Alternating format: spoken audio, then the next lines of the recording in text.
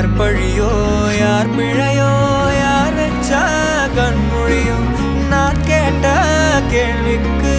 நீ மட்டும் தான் விடையோ என்னாகும் என் விதியோ